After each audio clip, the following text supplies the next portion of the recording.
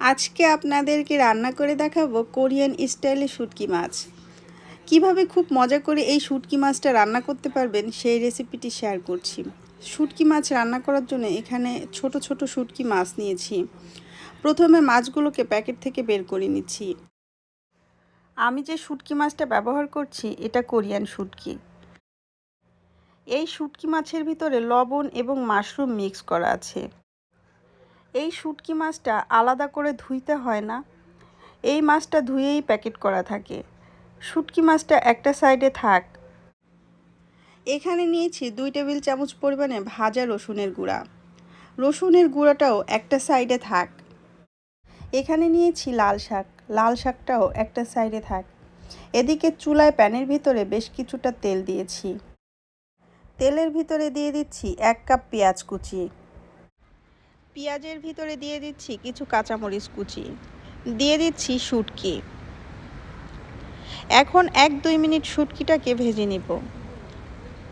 1-2 minute ভাজা হয়ে গিয়েছে, এর ভিতরে দিয়ে দিচ্ছি স্বাদ মতো লবণ। এখন দিয়ে দিচ্ছি 2 চিমটি পরিমাণে টেস্টিং সল্ট। অবশ্যই টেস্টিং সল্টটা ব্যবহার করার চেষ্টা করবেন। এখন শুটকিটাকে আরও 3-4 মিনিটের মতো ভেজে নিব। শুটকিটাকে 3-4 মিনিটের মতো ভেজে নিলাম। এখন এর ভিতরে দিয়ে দিচ্ছি রসুনের গুঁড়া। রসুনের গুঁড়া দিয়ে শুটকিটাকে আরও 1-2 মিনিটের মতো ভেজে নিব।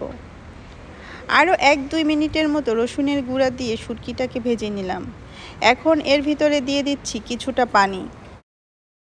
ঝোলটায় ভালো মতো বলক চলে এসেছে, এর ভিতরে এখন লাল শাকগুলো দিয়ে দিচ্ছি। লাল শাক ছাড়া যে কোনো ধরনের শাক দিয়ে এই শুটকিটা রান্না করা যায়। হলুদ, মরিচ, অন্য মশলা ছাড়া এই শুটকিটা খেতে কী যে মজা, বাসায় রান্না না করলে বুঝতেই পারবেন না। শুটকিটা সম্পূর্ণ রান্না হয়ে গিয়েছে, এখন আমি শুটকিটাকে চুলা থেকে নামিয়ে নিচ্ছি। আমি যে শুটকিটা রান্না করেছি এই শুটকির ভিতরে কোনো রকম কোনো গন্ধ নেই।